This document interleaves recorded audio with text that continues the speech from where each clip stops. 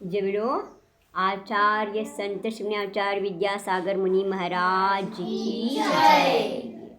ವಿದ್ಯಾಸಾಗರ ಮಹಾರಾಜರು ಸದಲಗಾದಲ್ಲಿ, ಸದಲಗ ಎಲ್ಲಿದೆ? ಚಿಕ್ಕೋಡಿ ತಾಲೂಕಲ್ಲಿ. ಸದಲಗ ಎಲ್ಲಿದೆ? ಚಿಕ್ಕೋಡಿ ತಾಲೂಕಲ್ಲಿ. ಚಿಕ್ಕೋಡಿ ತಾಲೂಕು ಎಲ್ಲಿದೆ? ಬೆಳಗಾವಿ ಜಿಲ್ಲೆಯಲ್ಲಿದೆ. ಚಿಕ್ಕೋಡಿ ತಾಲೂಕು ಎಲ್ಲಿದೆ? ಬೆಳಗಾವಿ ಜಿಲ್ಲೆಯಲ್ಲಿ ಚಿಕ್ಕೋಡಿ ತಾಲೂಕಲ್ಲಿ ಸದಲಗ ಅನ್ನೋ ಗ್ರಾಮದಲ್ಲಿ ವಿದ್ಯಾಸಾಗರ ಮಹಾರಾಜರು ಹುಟ್ಟಿದರು. ಯಾರ ಮನೇಲಿ ಹುಟ್ಟಿದ್ರು? ಮಲ್ಲಪ್ಪ ಅಷ್ಟಗೆ. ಯಾರ ಮನೇಲಿ? ಮಲ್ಲಪ್ಪ ಅಷ್ಟಗೆ ಅನ್ನೋರ ಮನೆಯಲ್ಲಿ ಹುಟ್ಟು. ಮಲ್ಲಪ್ಪ ಅಷ್ಟಗೆ ಅವ್ರ ತಂದೆ ಇದ್ದರು. ತಾಯಿ ಶ್ರೀಮಂತಿ ಅಷ್ಟಗೆ. ತಾಯಿ ಶ್ರೀಮಂತಿ ಅಷ್ಟಗೆ. ಅವ್ರ ಮನೆಯಲ್ಲಿ ಅವರು ಎರಡನೇ ಪುತ್ರ. ಅವರ ಮೊದಲನೇವರು ಮಹಾವೀರ್ ಅಷ್ಟಗೆ ಅಂತ, ಇವಾಗ ಅವರು ಉತ್ಕೃಷ್ಟ ಸಾಗರ ಮಹಾರಾಜ್ ಅಂತೇಳಿ ಅವ್ರ ಮನೇಲಿ 4 ಜನ ಗಂಡು ಮಕ್ಕಳು, ಅವರು 2 ಹೆಣ್ಣು ಮಕ್ಕಳು, 6 ಜನ. ಆಮೇಲೆ ಅವರ ಅಪ್ಪ ಅವರಮ್ಮ ಎಲ್ಲ ದೀಕ್ಷಾ ತಗೊಂಡಿದ್ದಾರೆ. 2 ತಂಗಿರು 11ನೇ ಪ್ರತಿಮಾ ತೊಗೊಂಡು 10ನೇ ಪ್ರತಿಮಾ ತೊಗೊಂಡು ಇಚ್ಛಾಮಿ, ಅವರಿಗೆಲ್ಲ ಏನು ಹೇಳಬೇಕು? ಅವ್ರಿಗೂ ಇಚ್ಛಾಮಿ ಹೇಳಬೇಕು ಅಂತ ಇದ್ದಾರೆ. ಅವ್ರ ತಂದೆ ಮುನಿ ಆದರು. ಮೊದಲು ಯಾರು ಮುನಿ ಆದರು? ವಿದ್ಯಾಸಾಗರ ಮಹಾರಾಜರು. ವಿದ್ಯಾಸಾಗರ ಮಹಾರಾಜರು ಮೊದಲು ಚಿಕ್ಕವರು ಇರ್ಬೇಕಾದ್ರೆ ಒಂದು ಸಲ ಅಲ್ಲಿ ಕಲ್ಬಸ್ತಿ ಅಂತ ಇದೆ, ಸದ್ಲಗದಲ್ಲಿ ಕಲ್ಬಸ್ತಿ ಅಂತ ಇದೆ. ಆ ಕಲ್ಬಸ್ತಿಗೆ, ಯಾಕೆಂದರೆ ಮೊದಲು ಈಗಿರೋ ಬಸ್ತಿ ಏನಿದೆಲ್ಲ ಶಾಂತಿಸಾಗರ ಮಹಾರಾಜ ಅವ್ರ ಮನೇಲಿ ಬಸ್ತಿ ಮಾಡಿದಾರಲ್ಲ, ಅದಾಗ ಅವ್ರ ಮನೆ ಆಗಿತ್ತು. ಅವ್ರ ದರ್ಶನಕ್ಕೆ ಹೋಗ್ತಾಯಿದ್ರು. ಎಲ್ಲಿಗೆ? ಕಲ್ಬಸ್ತಿಗೆ. ಅಲ್ಲಿ ದಿನ ಸ್ವಾಧ್ಯಾಯ ಮಾಡ್ತಾಯಿದ್ರು. ಆ ಸ್ವಾಧ್ಯಾಯದಲ್ಲಿ ಕೂತ್ಕೋತಾಯಿದ್ರು ಅವರು.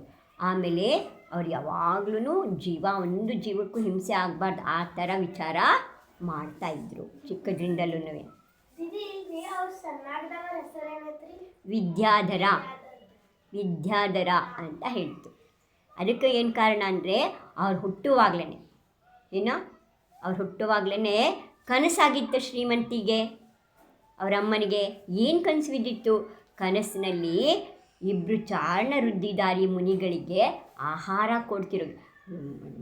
ವೃದ್ಧಿಧಾರಿ ಆಕಾಶದಲ್ಲಿ ಓಡಾಡ್ತಾರೆ ಅಂಥ ವೃದ್ಧಿ ಇರುತ್ತೆ. ನಿಮಗೆ ಪೆಟ್ರೋಲ್ ಬೇಡ, ವಿಮಾನ ಬೇಡ, ಹೆಲಿಕಾಪ್ಟರ್ ಬೇಡ, ಏನೂ ಬೇಡ, ಹಾಗೆ ಓಡಾಡ್ತಾರೆ ಅವರ ತಪಸ್ಸಿನ ಶಕ್ತಿಯಿಂದ. ಅದಕ್ಕೆ ಚಾರಣ ವೃದ್ಧಿ ಅಂತ ಹೇಳ್ತಾರೆ. ಆಕಾಶದಲ್ಲಿ ಓಡಾಡುವಂತಹ ನಿಮ್ಮ ಇದರಲ್ಲೆಲ್ಲ ಎಂಥದ್ದು ಚಿಂಟು ಮಿಂಟು ಅದರಲ್ಲೆಲ್ಲ ತೋರಿಸ್ತಾರಲ್ಲ, ಆಕಾಶದಲ್ಲಿ ಹಿಂಗೆ ಚಾಪೆ ಮೇಲೆ ಕೂತಿರ್ತಾರೆ, ಚಾಪೆನೇ ಹೋಗ್ತಾ ಇರೋ ಹಾಗೆಲ್ಲ ತೋರಿಸ್ತಾರಲ್ಲ, ಹಾಗೆ ಹಿಂಗೆ ಕೂತಿದ್ರೆ ಕೂತಂಗೆ ಹೋಗ್ತಾರೆ, ನಿಂತಿದ್ರೆ ನಿಂತಂಗೆ ಹೋಗ್ತಾರೆ, ಕಾಲು ಎತ್ತಲ್ಲ, ಹಾಗೆ ಹೋಗ್ತಾ ಇರುತ್ತದು. ಅವರು ಹಾಗೆ ಹೋಗ್ತಾ ಇರ್ತಾರೆ. ಅಂಥ ಒಂದು ವೃದ್ಧಿ ಇರುವಂಥವ್ರನ್ನ ಚಾರಣ ವೃದ್ಧಿಧಾರಿ ಮುನಿಗಳು ಅಂತ ಕರೀತಾರೆ. ಅಂಥ ಮುನಿಗಳು ಕನಸಿನಲ್ಲಿ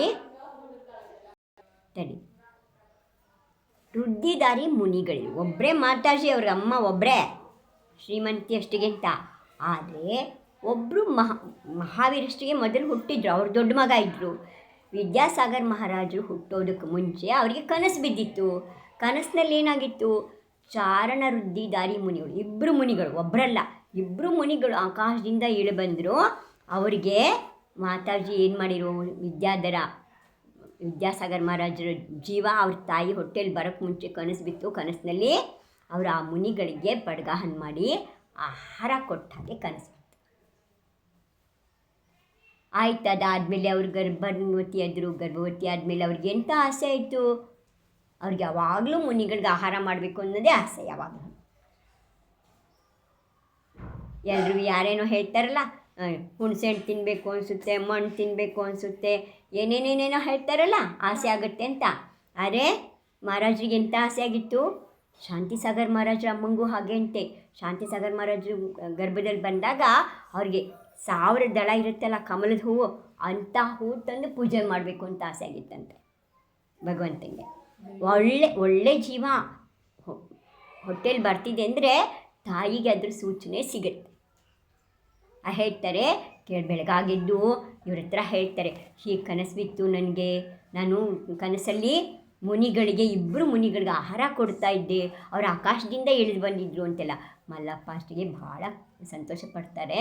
ಹಾಂ, ನಿನಗೆ ಧರ್ಮಾತ್ಮರಾದಂಥ ಮಕ್ಕಳು ಹುಡ್ತಾರೆ ಅಂತ ಹೇಳ್ತಾರೆ. ಅದಾದಮೇಲೆ ಒಂದು 5-6 ತಿಂಗಳಾದಾಗ ಮಗುಗೆ ಹೊಟ್ಟೆನಲ್ಲಿ ಕೆಟ್ಟು ಜ್ವರ ಬರುತ್ತಂತೆ ಮಾತಾಜಿಗೆ, ಶ್ರೀಮಂತಿ ಮಾತಾಜಿಗೆ ಬಂದಾಗ ಅವ್ರಿಗೆ ಜ್ವರ ಬಂದಾಗ ಏನು ಮಾಡ್ತಾರೆ, ಮಲ್ಲಪ್ಪ ಕೇಳ್ತಂತೆ, ತುಂಬ ಜ್ವರ ಬಂದಿದೆ, ಸುಸ್ತಾಗ್ತಿದೆಯಲ್ಲ? ಹಾಂ, ಜ್ವರ ಬಂದಿದೆ, ನನಗಲ್ಲ ಶರೀರಕ್ಕೆ. ಏನಂತ ಹೇಳ್ತಾರೆ? ನನಗೆ ಬಂದಿಲ್ಲ, ಶರೀರಕ್ಕೆ ಬಂದಿದೆ ಜ್ವರ ಅಂತ ಹೇಳ್ತಾರಂತೆ ಅವ್ರ ತಾಯಿ. ಯಾಕೆ?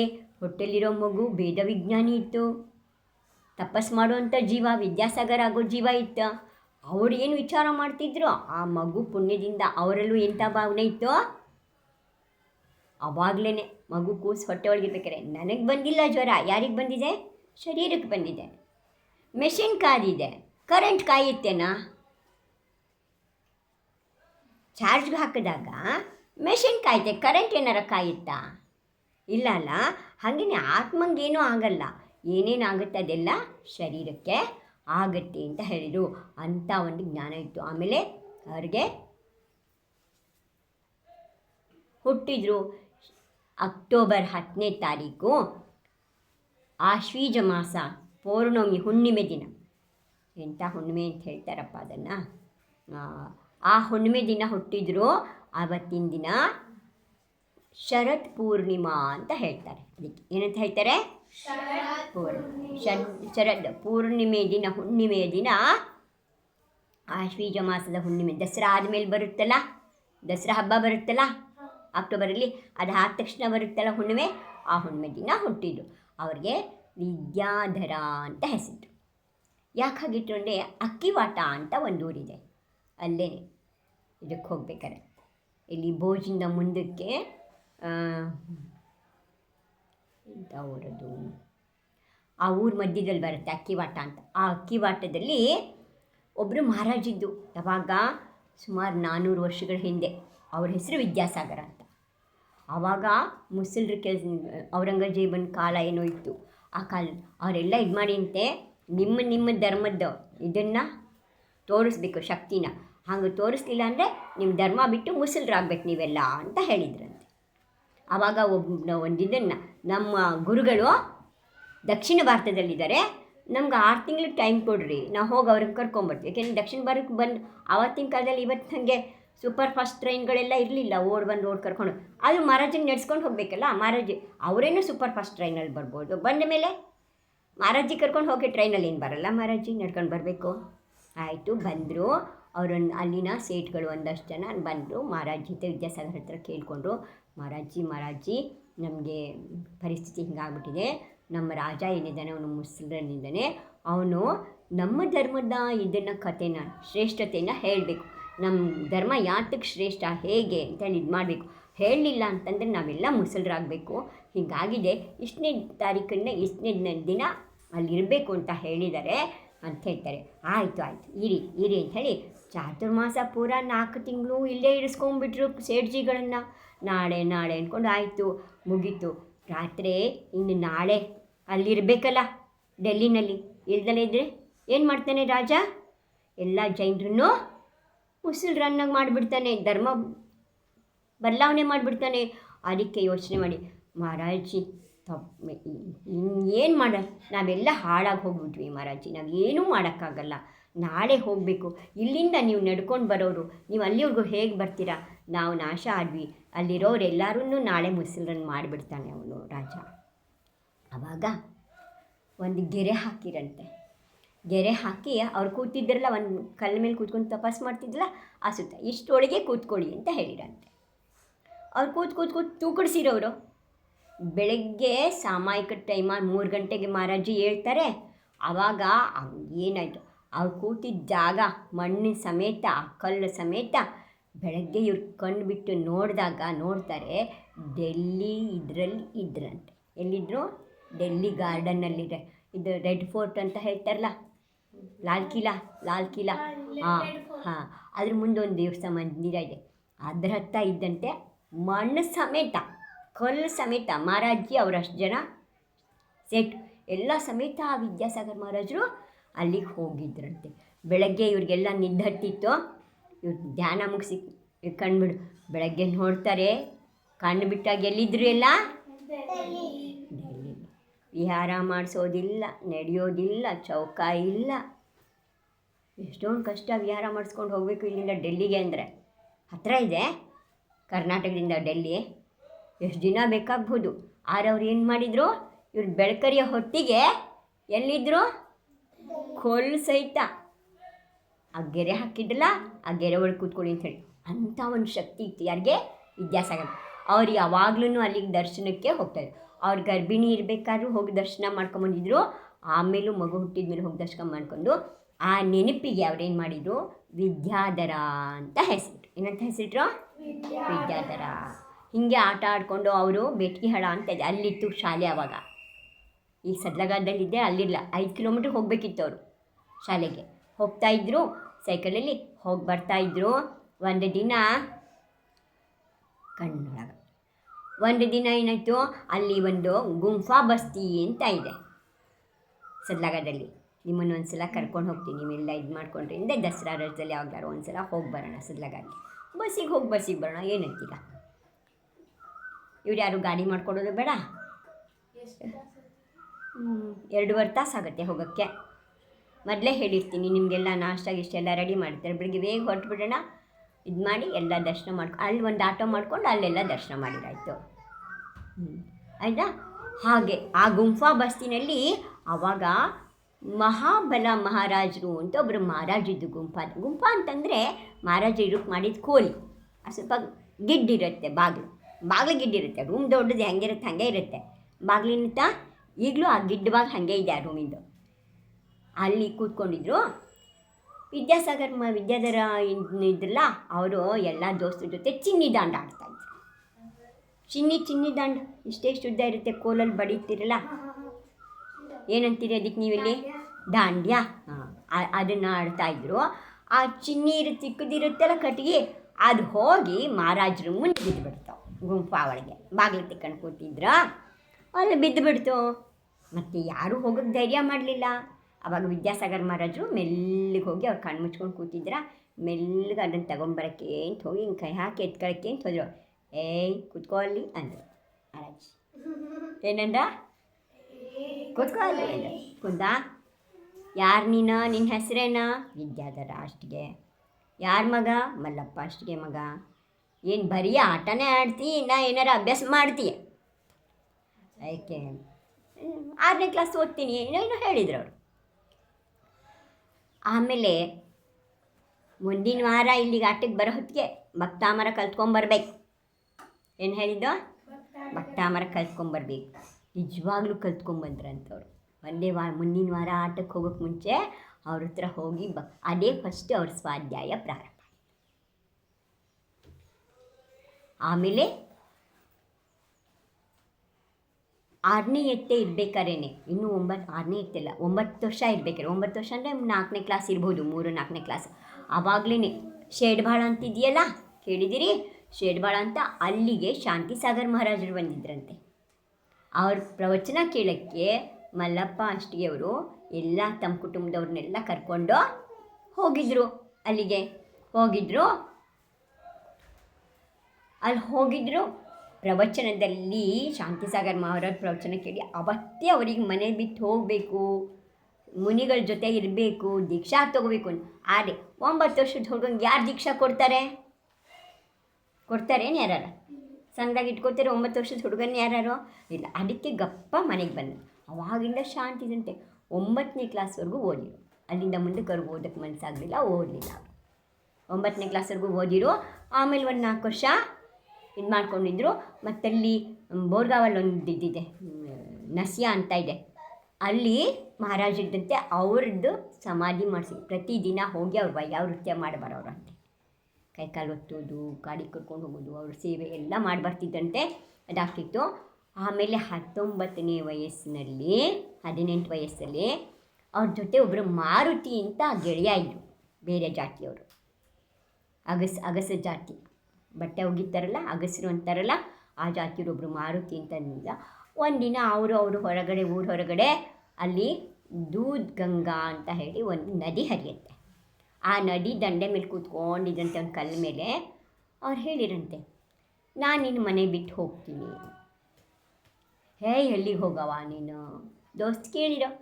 ಇಲ್ಲ, ನಾನು ನನ್ನ ಗುರುಗಳನ್ನು ಹುಡುಕೊಂಡು ಹೋಗ್ತೀನಿ ಅಂತ ಹೇಳಿ ಅವರೊಬ್ಬರಿಗೆ ಗೊತ್ತು. ಆ ದೋಸ್ತ್ ಅವರಿಗೆ ಏನೋ ಅವ್ರ ಜೋಬಲ್ಲಿ ಇದ್ದಷ್ಟು ದುಡ್ಡನ್ನು ಕೊಟ್ರಂತೆ ಹೋಗೋಕ್ಕೆ. ಸೀದಾ ಟ್ರೈನ್ ಹತ್ಕೊಂಡು ಎಲ್ಲಿ ಹೋದರು? ಜೈಪುರಕ್ಕೆ ಹೊಟ್ಟೋದ್ರು. ಆವಾಗ ದೇಶಭೂಷಣ ಅಂತ ಮುನಿಗಳಿದ್ದರು, ಆಚಾರ್ಯ ದೇಶಭೂಷಣ ಮಹಾರಾಜರಿದ್ದರು. ಅವ್ರ ಹತ್ರ ಹೋದರು. ಅವ್ರ ಹತ್ರ ಇದ್ದರು ಸ್ವಲ್ಪ ದಿನ. ಮನೆಯಲ್ಲೆಲ್ಲ ಹುಡುಕಿ ಹುಡುಕಿ ಹುಡುಕಿ ಸಾಕಾದರೂ ಯಾರಿಗೂ ಗೊತ್ತಾಗಲಿಲ್ಲ. ಮಾರುತಿನೂ ಯಾರಿಗೂ ಹೇಳಿಲ್ಲ. ಮೊದಲೇ ಹೇಳಿದರು, ಹೇಳಬಾರ್ದು ನೀನು ನಾನು ಎಲ್ಲಿ ಹೋಗ್ತೀನಿ, ಏನು ಮಾಡ್ತೀನಿ, ನಾನು ಆಮೇಲೆ ತಿಳಿಸ್ತೀನಿ, ನನಗೆ ಯಾವಾಗ ತಿಳಿಸ್ಬೇಕು ಅನ್ಸುತ್ತೆ ಅವಾಗ ತಿಳಿಸ್ತೀನಿ. ಸ್ವಲ್ಪ ದಿನ ಅಲ್ಲಿ ಕಳೀತು. ಆಮೇಲೆ ಅವ್ರು ಕೇಳಿರೋ ವಿದ್ಯಾಸಾಗರ್ ಮಹಾರಾಜ್ ವಿದ್ಯಾಧರ ಅವರು, ನನಗೆ ಬ್ರಹ್ಮಚರ್ಯ ವ್ರತ ಕೊಡ್ರಿ. ಏನಂತ ಕೇಳಿರೋ? ಬ್ರಹ್ಮಚರ್ಯ ವ್ರತ ಕೊಡ್ರಿ ಅಂತ ಹೇಳಿ ದೇಶಭೂಷಣ್ ಮಹಾರಾಜರನ್ನ ಕೇಳಿದರು. ಆವಾಗ ಹೇಳಿರು, ನಿಮ್ಮ ಮನೆಯಲ್ಲಿ ಅನುಮತಿ ಬೇಕಾ? ಕೊಡಲ್ಲ ಅಂತ ಹೇಳಿದ ತಕ್ಷಣ ನೀವು ಬ್ರಹ್ಮಚರ್ಯ ವ್ರತ ಕೊಡಲ್ಲ ಅಂದರೆ ನಾನು ಊಟ ಮಾಡಲ್ಲ. 2 ದಿನ ಉಪವಾಸ ಮಾಡಿಬಿಟ್ರು. ಆವಾಗ ತಲೆ ಕೆಟ್ಟು ಟೆಲಿಗ್ರಾಮ್ ಕಳಿಸಿರು. ಎಲ್ಲಿಗೆ? ಯಾವಾಗ ಉಪವಾಸ ಕೂತ್ಕೊಂಡ್ರು ಆವಾಗ ದೇಶಭೂಷಣ್ ಮಹಾರಾಜರು ಸದ್ಲಗಾಗೆ ಟೆಲಿಗ್ರಾಮ್ ಬಂತು. ಮನೆಯಲ್ಲಿನೋ ಮಲ್ಲಪ್ಪನಿಗೆ ಸಿಟ್ಟಂದರೆ ಸಿಟ್ಟು, ಹೇಳ್ದೆ ಹೋಗಿದ್ದಾನೆ ಮನೆಯಲ್ಲಿ, ಹಾಗೆ ಹೀಗೆ ಅಂತೆಲ್ಲ ಹೇಳಿ. ಅದರಲ್ಲಿ ಏನಿತ್ತು? ಬ್ರಹ್ಮಚರ್ಯ ವ್ರತ ಕೇಳ್ತಾನೆ ಅಂತಿದ್ದಾನೆ, ಬ್ರಹ್ಮಚರ್ಯ ವ್ರತ ಕೊಡಲ್ಲ, ಇಲ್ಲ ಹಾಗೆ ಹೀಗೆ ನಮ್ಮ ಸಿಟ್ಟು ಮಾಡಿಕೊಂಡು ಮಲ್ಲಪ್ಪಾಜಿ ಹೋಗಿ ತಯಾರಾಗಲ್ಲ. ಆವಾಗ ಮಹಾವೀರ್ಜಿ ಹೋದರು ಕರ್ಕೊಂಬರ್ತೀನಿ ಅಂತ.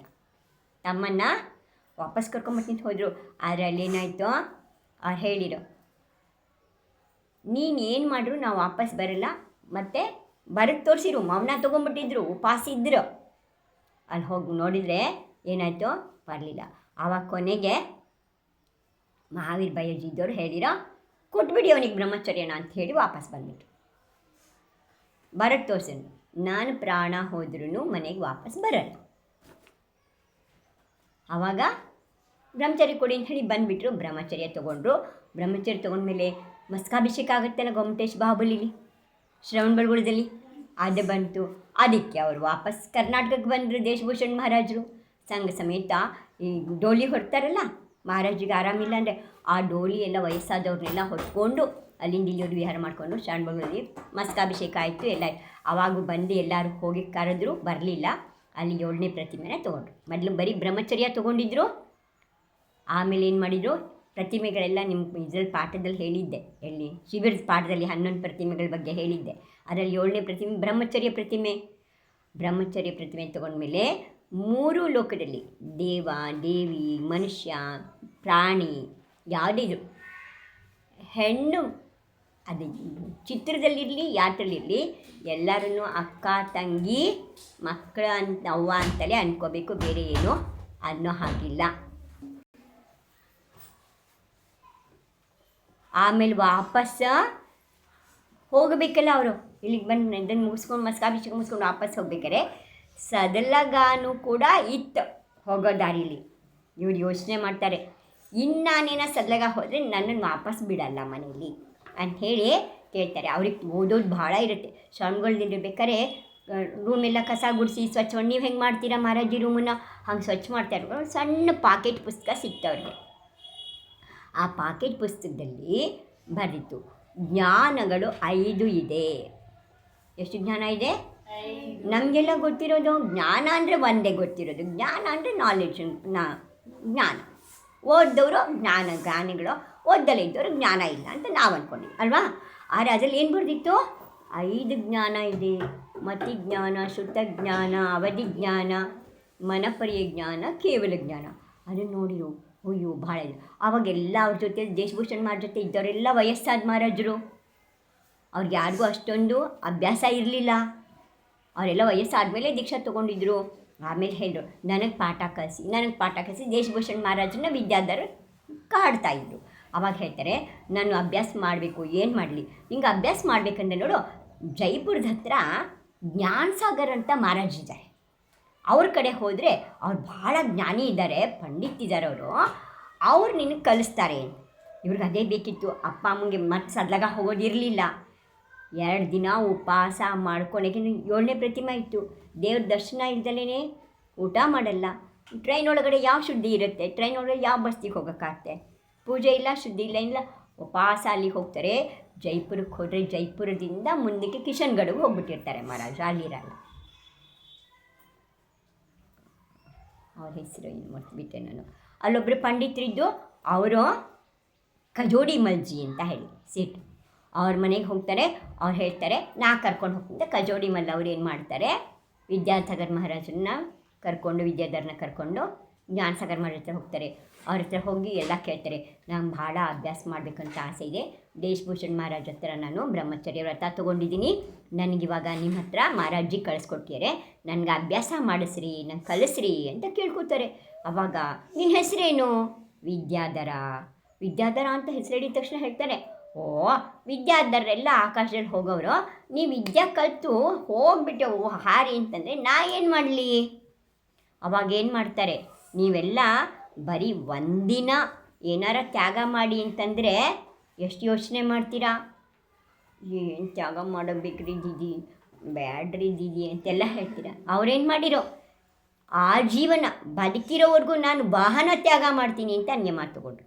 ಒಂದೇ ಸಲ ಗಾಡೀಲಿ ಕೂತ್ಕೊಂಡು ತಂದರೆ ಹಾರೋಗೋಕೆ, ಗಾಡೀಲೇ ಕೂಡಲು ನಡ್ಕೊಂಡು ಎಷ್ಟು ದೂರ ಹೋಗೋಕ್ಕಾಗತ್ತೆ ಮಹಾರಾಜನ ಬಿಟ್ಟು?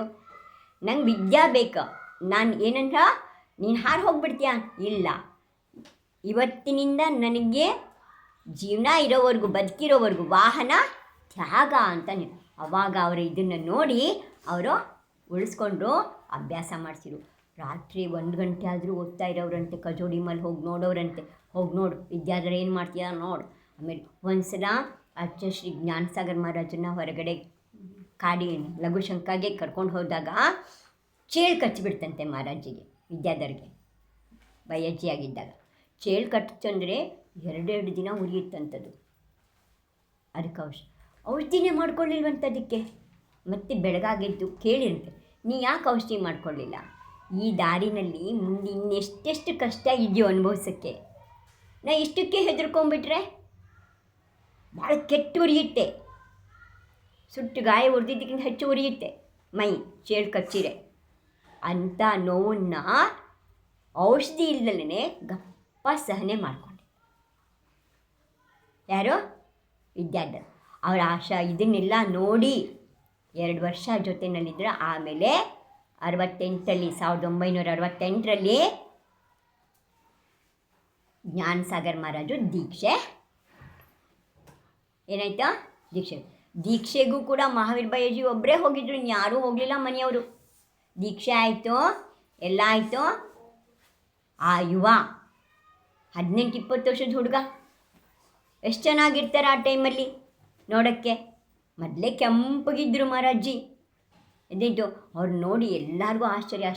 ಎಲ್ಲರೂ ವಿರೋಧ ಮಾಡ್ತಾರೆ. ಚಿಕ್ಕ ವಯಸ್ಸು, ಇಷ್ಟು ಚಿಕ್ಕ ವಯಸ್ಸಲ್ಲಿ ಕೊಡಬೇಡಿ, ಕ್ಷುಲ್ಲಕ್ ಮಾಡಿ, ಐಲಕ್ ಮಾಡಿ, ಏನು ಬೇಕಾದ್ರೂ ಮಾಡಿ, ಮುನಿ ದೀಕ್ಷೆ ಕೊಡಬೇಡಿ. ನಾ ಕೊಡದಲ್ಲಿದ್ದರೂ ಅವ್ನು ದೀಕ್ಷಾ ತೊಗೋತಾನೆ, ನನ್ನ ಹತ್ರ ಅಲ್ಲ ಬೇರೆ ಹತ್ರ ತೊಗೋತಾನೆ, ಅವನಿಗೆ ನಾ ಕೊಡವನೆ ಅಂಥೇಳಿ ಅವರು ದೀಕ್ಷಾ ಕೊಡ್ತಾರೆ. ದೀಕ್ಷಾ ಆದಮೇಲೆ ಅವಳೇನಾದ್ರು ಸುಮ್ಮನೆ ದೀಕ್ಷಾ ಕೊಡ್ತಾರೆ. ದೀಕ್ಷಾ ಕೊಟ್ಟ ಮೇಲೆ ಅವರು ಬ್ರಹ್ಮಚಾರಿ ಇರಬೇಕಾದ್ರೆ ಅಭ್ಯಾಸ ಚೆನ್ನಾಗಿ ಆಗಬೇಕು ಅಂತ ಲವಣ ತ್ಯಾಗ ಮಾಡಿದ್ರಂತೆ, ಮತ್ತು ಸ್ವೀಟ್ ತ್ಯಾಗ ಮಾಡಿದ್ರಂತೆ. ನನಗೆ ಲವಣ ಬೇಕಾದ್ರೆ ತ್ಯಾಗ ಮಾಡ್ತೀನಿ, ಆದರೆ ಸ್ವೀಟ್ ಮಾತ್ರ ನಂಗೆ ತ್ಯಾಗ ಮಾಡೋಕ್ಕಾಗಿಲ್ಲ. ವಾರದಲ್ಲಿ 1 ದಿನ 2 ದಿನ ಬಿಡ್ತೀನಿ ಅಷ್ಟೇ, ದಿನ ಬಿಡೋಕ್ಕಾಗಲ್ಲ. ಹಾಗೆ ಆದರೆ ಅವ್ರ ಜೀವನ ಪರ್ಯಂತ ಬಿಟ್ಬಿಟ್ರು. ಆಮೇಲೆ ದೀಕ್ಷಾ ಆದ ಮಾರನೇ ದಿನ ಆಹಾರಕ್ಕೆ ಹೋಗ್ತಾರಲ್ಲ, ದೀಕ್ಷಾ ದಿನ ಅಂತೂ ಕೇಸ್ ಲಾಂಚ್ ಮಾಡಿರ್ತಾರೆ. ಅವ್ರಿಗೆ ಉಪವಾಸ ಇರುತ್ತೆ ಅವತ್ತು ಕೇಸ್ ಲಾಂಚ್ ಮಾಡಿದ ದಿನ.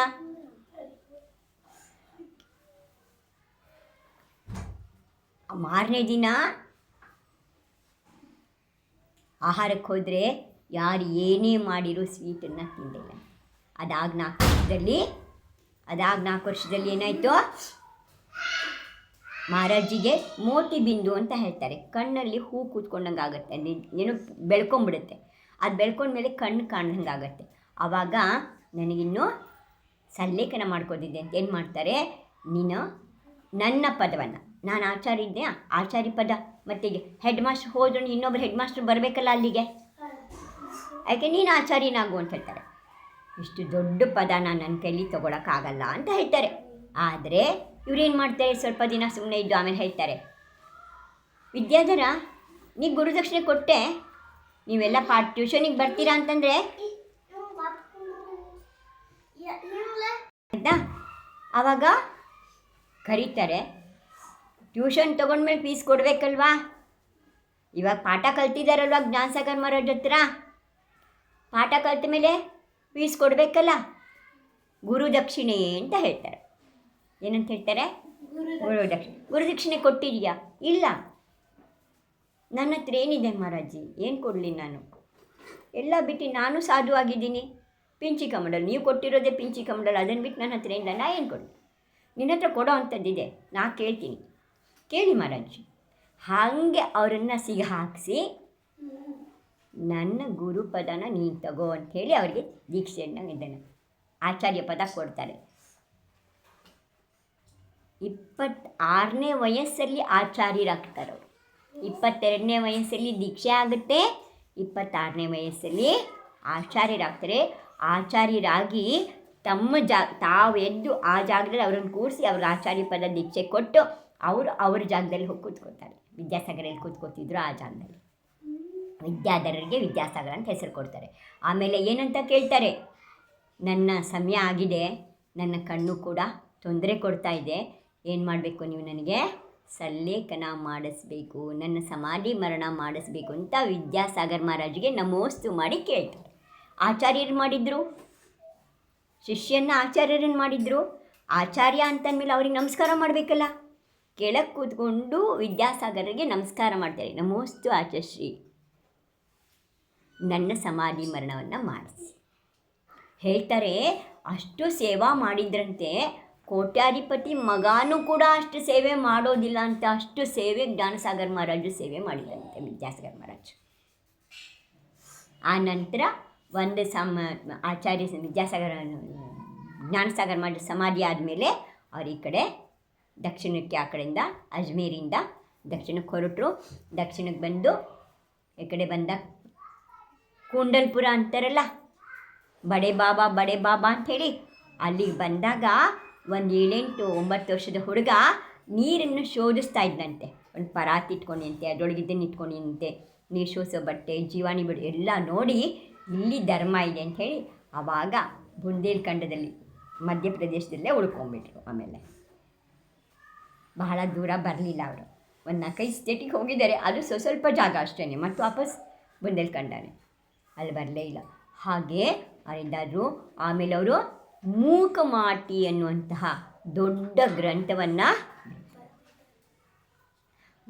ಮಾಟಿ ಅಂದ್ರೇನ ಮಣ್ಣು, ಮಾಟಿ ಅಂದ್ರೇನ ಮಣ್ಣು, ಮೂಕ ಮಣ್ಣು ಯಾವ ಥರ ಮಾತಾಡುತ್ತೇನಾ, ಆದರೆ ಮಣ್ಣಿನ ಕೈಲಿ ಕಥೆನಲ್ಲಿ ಮಾತಾಡಿಸಿದ್ದಾರೆ. ಮಣ್ಣು ಮಾತಾಡ್ತಿದೆ ನೋಡಿ, ಅದು ಕೇಳ್ಕೊಡ್ತೀವಿ. ಹೇ ಅಮ್ಮ, ಏನು ಮಾಡಲಿ, ಎಲ್ಲರೂ ನನ್ನನ್ನು ತುಳಿತಾರೆ, ಉಗಿತಾರೆ, ನನ್ನ ಮೇಲೆ ಉಚ್ಚಿ ಹುಯ್ತಾರೆ, ನನ್ನ ಮೇಲೆ ಕಕ್ಕ ಮಾಡ್ತಾರೆ, ನನ್ನನ್ನು ಅಗೀತಾರೆ, ನನ್ನನ್ನು ಸುಡ್ತಾರೆ, ಏನೇನು ಮಾಡ್ತಾರೆ, ನಾನು ಎಷ್ಟು ದಿನ ಅಂತ ಈ ನೋವು ತಡ್ಕೊಳ್ಳಿ ಅಂತ ಭೂತಾಯಿಗೆ, ಭೂಮಿದೇವಿಗೆ, ತಾಯಿಗೆ ಹೇಳ್ಕೊತಾ ಇದ್ದು ಮಣ್ಣು ಹೇಳ್ಕೊಡುತ್ತೆ ಅಂಥೇಳಿ ಅಲ್ಲಿಂದ ಶುರು ಆಗುತ್ತೆ ಕತೆ.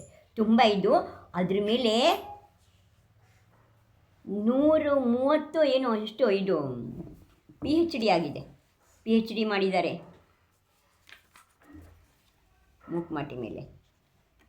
ಆಮೇಲೆ ಡಿಲಿಟ್ ಆಗಿದೆ.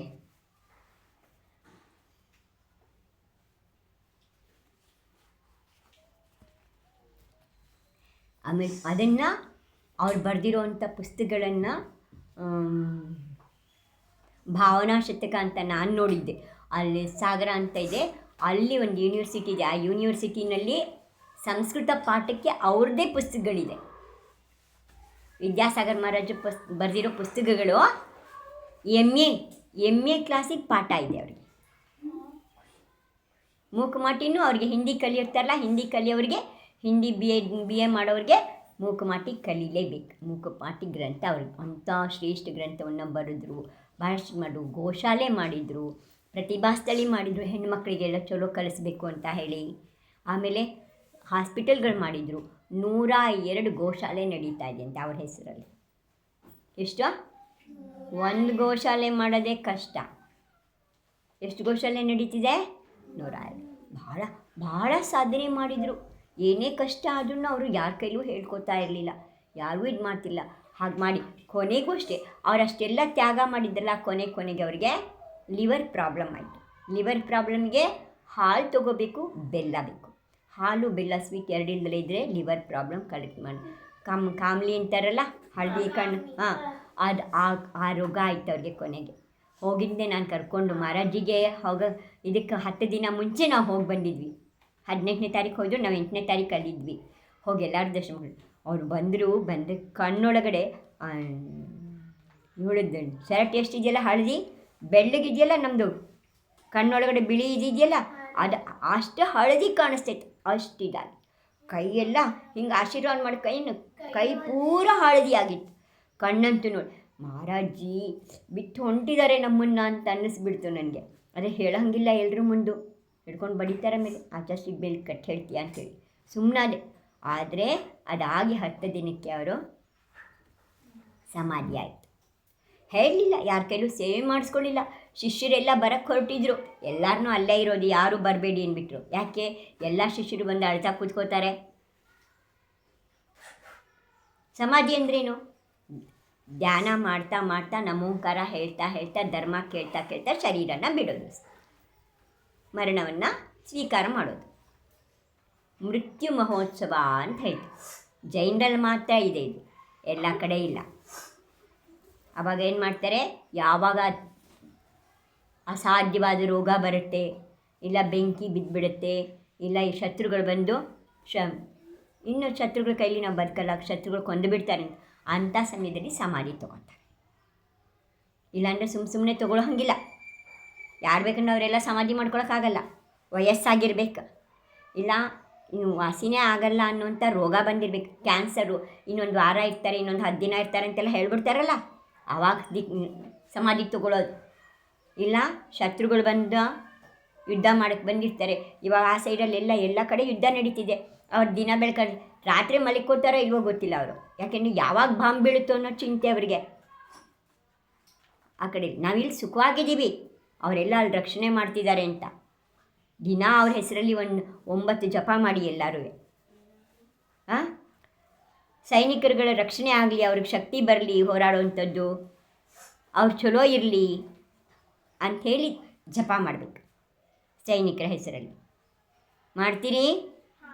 108 ಜಪ ವಾರಕ್ಕೊಂದಿನ ಮಾಡೋದು. ರವಿವಾರ ಸುಟ್ಟಿ ಇರುತ್ತೆ, ಬಸ್ಸಿಗೆ ಬರ್ತೀರಾ ದರ್ಶನಕ್ಕೆ, ಆವಾಗ 108 ಜಪ ಮಾಡೋದು. ಯಾರು ದೇಶ ರಕ್ಷಣೆ ಮಾಡ್ತಿದ್ದಾರೆ, ಸೈನಿಕರಿದ್ದಾರೆ, ಅವರೆಲ್ರಿಗೂ ಶಕ್ತಿ ಬರಲಿ, ಆರೋಗ್ಯ ಇರಲಿ, ಅವ್ರು ಸುಖವಾಗಿರಲಿ ಅಂತ ಮಾಡ್ತೀರಿ. ಹಾಗೆ ವಿದ್ಯಾಸಾಗರ್ ಮಹಾರಾಜರು ಅವರು ಒಬ್ಬರು ದೀಕ್ಷಾ ತೊಗೊಂಡು ಹೋದರು. ಅದಾಗಿ 1-2 ವರ್ಷದ ನಂತರ ಇವ್ರು ಹೋದರು. ಯಾರು? ಅಪ್ಪ ಅಮ್ಮ ಇಬ್ಬರ ತಂಗೀರ ಇಲ್ಲ ತಮ್ಮಂದರು. ಇವಾಗ ಯೋಗ ಸಾಗರ್ ಸಮಯ ಸಾಗರಿಗೆ ಆಚಾರ್ಯರಾಗಿದ್ದಾರೆ ಅವರು, ಮತ್ತು ಯೋಗ ಸಾಗರ್ ಅಂತಿದ್ದಾರೆ ಅವರಿಬ್ಬರು ಹೋದರು ಅಪ್ಪ ಅಮ್ಮನ ಜೊತೆ. ಹೋಗಿ ನೋಡಿ ಅಪ್ಪಂಗಂತೂ ಅಂಥ ಆಶ್ಚರ್ಯ ಆಯಿತು. ಮಗನ ರೂಪ ನೋಡಿ, ಮುನಿ ರೂಪದಲ್ಲಿ ಅವರನ್ನು ನೋಡಿ ಆಶ್ಚರ್ಯ ಆಗುತ್ತೆ. ಆಮೇಲೆ ತಂದೆ ತಾಯಿ ಇಬ್ಬರು ನಮಗೂ ಕೂಡ ದೀಕ್ಷೆ ಕೊಡಿ ಅಂತ ಹೇಳ್ತಾರೆ. ಅವ್ರು ದೀಕ್ಷೆ ಕೊಡಲ್ಲ. ಆವಾಗ ಆಚಾರ್ಯ ಧರ್ಮಸಾಗರ್ ಅಂತ ಇದ್ದರು ರಾಜಸ್ಥಾನದಲ್ಲಿ, ಅವ್ರ ಕಡೆ ಕಳಿಸಿ ಅವರಿಂದ ದೀಕ್ಷೆ ಕೊಡ್ತಾರೆ. ಮಲ್ಲಪ್ಪಾಜಿಯವರು ಮಲ್ಲಿ ಸಾಗರ್ ಅಂತ ಮುನಿ ಆಗ್ತಾರೆ. ಶ್ರೀಮಂತಿ ಅವ್ರ ಹೆಸರು ಬೇರೆ ಏನೋ ಬಂದಿದೆ, ಅವ್ರ ಹೆಸರು ನಾಳೆ ಹೇಳ್ತೀನಿ ನಾನು. ಇದಾಗ್ತಾರೆ. ಅವರು ಕೂಡ ಮಾತಾಜಿ ಆಗ್ತಾರೆ. ಶ್ರೀಮಂತ ಅವರಿಬ್ಬರು ದೀಕ್ಷೆ ತೊಗೊಂಡ್ರು. ಅದಾದಮೇಲೆ ಇವರಿಬ್ಬರು ತಮ್ಮಂದರು ಬಂದಿದ್ದಾರಲ್ಲ ಜೊತೇಲಿ, ಅವ್ರ ಜೊತೆಲೇ ಇದ್ದರು. ಅವ್ರ ಜೊತೆಲಿಂದ ಅವರನ್ನು ವಿಹಾರ ಮಾಡಿಸೋದು ಇದು ಮಾಡೋದು ಎಲ್ಲ ಮಾಡ್ಕೊಂಡಿದ್ದರು. ಮಾಡ್ತಾ ಅವ್ರ ಜೊತೆ ಕುಂಡಲ್ಪರ್ಗೆ ಬಂದರು. ಅಲ್ಲಿಂದ ಮುಂದಕ್ಕೆ ಅವ್ರಿಗೂ ಕೂಡ ದೀಕ್ಷೆಯನ್ನು ಕೊಟ್ಟರು. ಅವರು ಮುನಿ ಆದರು. ಅಪ್ಪ ಅಮ್ಮ ದೀಕ್ಷಾ ತೊಗೊಂಡ್ರು, ತಮ್ಮಂದ್ರಿಬ್ಬರು ದೀಕ್ಷಾ ತೊಗೊಂಡ್ರು. ಆಮೇಲೆ ತಂಗಿರು ಕೂಡ ದೀಕ್ಷಾ ತೊಗೊಂಡು. ಆದರೆ ಅವ್ರಿಗೆ ಅಸಾಧ್ಯ ರೋಗ ಬಂತು. ಅವ್ರಿಗೆ ಅಲ್ಲಿ ಬಿಸಿಲು, ಅಲ್ಲಿ ಊಟ ಎಲ್ಲ ಸಹನೆ ಆಗಲ್ಲ, ನನಗೂ ಆಗಲ್ಲ. ಅದಕ್ಕೆ ನಂಗಲ್ಲಿ ಇರೋಕ್ಕೆ ಜಾಗ ಇದೆ ಬೇಕಾದಷ್ಟು. ಇವಾಗ ಹೋದರೂ ನಂಗೆ ಜಾಗ ಇದೆ ಅಲ್ಲಿ MP ಕಡೆಯಲ್ಲಿ. ಆದರೆ ಅಲ್ಲಿ ಹವಾ ಆಗಲ್ಲ, ಅಲ್ಲಿ ಊಟ ಆಗಲ್ಲ. ಅವ್ರು ಬರೀ ಗೋಧಿ ತಿಂತಾರೆ, ನಂಗೆ ಗೋಧಿ ಆಗಲ್ಲ. ಅದೆಲ್ಲ ಇದನ್ನ ಮತ್ತೆ ಅವ್ರು ಭಾಳ ತುಪ್ಪ ಕರ್ದಿದ್ದು ಭಾಳ ತಿಂತಾರೆ ಕರ್ದಿದ್ದನ್ನು. ನಮ್ಗೆ ಅಷ್ಟೊಂದು ಕರ್ದಿದ್ದೆಲ್ಲ ತಿನ್ನೋಕ್ಕಾಗಲ್ಲ. ದಿನ ಬರೀ ಸ್ವೀಟ್ ತಿನ್ನಿಸ್ ಭಾಳ ಸ್ವೀಟು ತಿನ್ನೋಕ್ಕಾಗಲ್ಲ ನಮಗೆ. ಅದಕ್ಕೋಸ್ಕರ ಹಾಗೆ ಆಮೇಲೆ ಆರಾಮಿದ್ದಂಗೆ ಆಗುತ್ತೆ. ಆವಾಗ ಸುವರ್ಣ ಮತ್ತು ಶಾಂತ ತಂಗಿ ಹೆಸರೇನು ಸುವರ್ಣ ಮತ್ತು ಶಾಂತ ಅವರಿಬ್ಬರು ಮತ್ತೆ 10ನೇ ಪ್ರತಿಮಾ ತಗೊಂಡು ಇಂದೂರ ಆಶ್ರಮದಲ್ಲಿ, ಇವಾಗ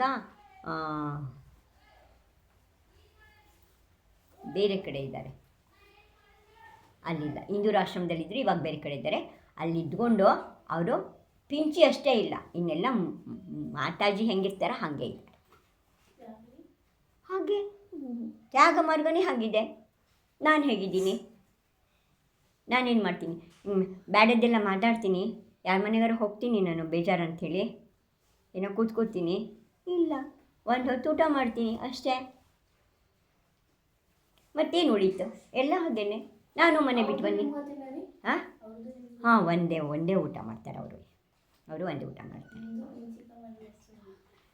ಇರಲಿ, ಪುಣ್ಯ ಇದ್ದರೆ ಸಿಗುತ್ತೆ, ಯಾವಾಗ ಆಗುತ್ತೆ ಅವಾಗ ಆಗುತ್ತೆ. ಭಾವನೆ ಅಂತೂ ಇದೆ, ನೋಡೋಣ ನಮ್ಮ ಪುಣ್ಯ ಇದ್ದರೆ ಆಗುತ್ತೆ. ಹಾಗೆ ವಿದ್ಯಾಸಾಗರ್ ಮಹಾರಾಜರು ಇವತ್ತು ನಾವು ದಿನ ಅವ್ರದ್ದು ಜೈಕಾರ ಹಾಕ್ತೀವಿ. ಅವ್ರು ಎಷ್ಟು ಜನ ಅವ್ರ ಹತ್ರ ಬಂದವ್ರು ಎಲ್ಲರೂ ಚಿಕ್ಕವ್ರು ಯಾರ್ಯಾರು ಹೋದರು ಹುಡುಗರು 17, 18, ಒಬ್ರಿಗೆ ಮೃದುಮತಿ ಮಾತಾಡಿ ಅವ್ರಿಗೆ 14ನೇ ವಯಸ್ಸಿಗೆ ಆರಿಕಾ ದೀಕ್ಷಾ ಕೊಟ್ಟಿದ್ದವರು. ಹಾಂ, ಈಗ ಎಷ್ಟು ವರ್ಷ ನಿಮಗೆ? 14. ಈ ನಿಂದೆ ಸರಿ, ಅವ್ರಿಗೆ ಹೇಳಿದ್ದೇನೆ. ನಿಮ್ಮಿಬ್ರಿಗೂ 14 ಆಯ್ತಲ್ಲ? 14 ಆಗಲಿಲ್ಲ, 13, 14 ಅಷ್ಟೇ ತಾನೆ. ಅಷ್ಟು ವಯಸ್ಸಲ್ಲಿ ಅವ್ರಿಗೆ ದೀಕ್ಷೆ ತೊಗೊಂಡಿದ್ದು ಮೃದುಮತಿ ಮಾತಾಜಿ. ಈಗಲೂ ಒಬ್ಬರು ಮೊನ್ನೆ ನೋಡಿದೆ ಮಾತಾಡಿ, ಎಷ್ಟು ಚಿಕ್ಕವರಿಗನ್ನ 16, 17 ವರ್ಷ ಇರಬೇಕು, ಆಗಲೇ ದೀಕ್ಷೆ ತೊಗೊಂಡು 3 ವರ್ಷ ಆಗಿದೆ ಅವ್ರಿಗೆ.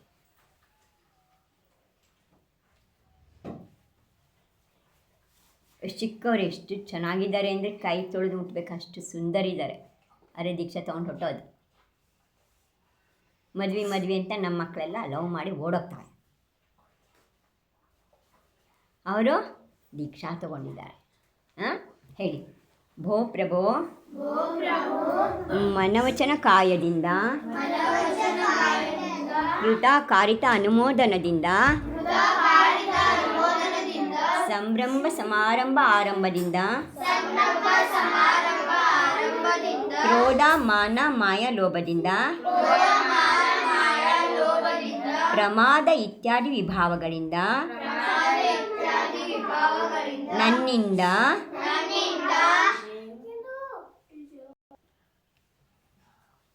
ಪ್ರಮಾದ ಇತ್ಯಾದಿ ವಿಭಾವಗಳಿಂದ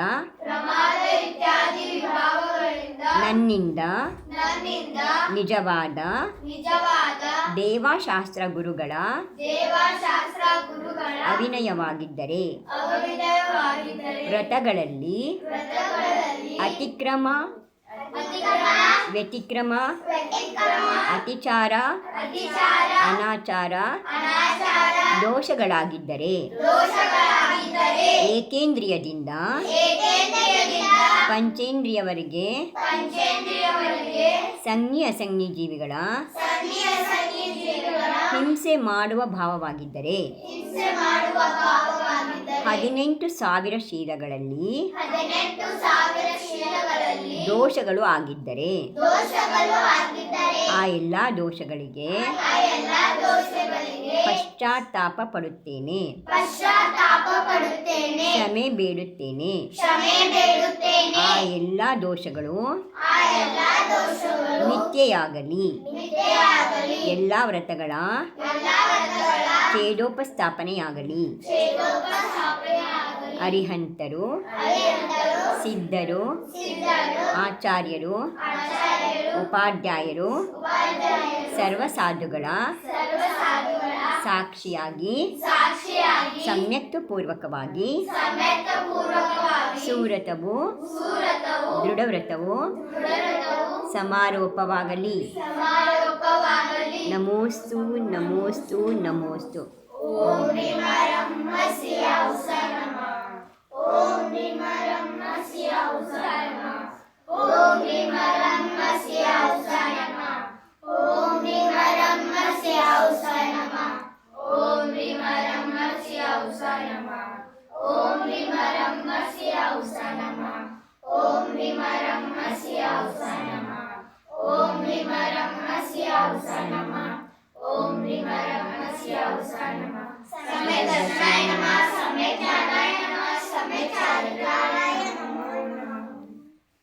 ಒಂಬತ್ತು ಜಪ ಮಾಡಿ.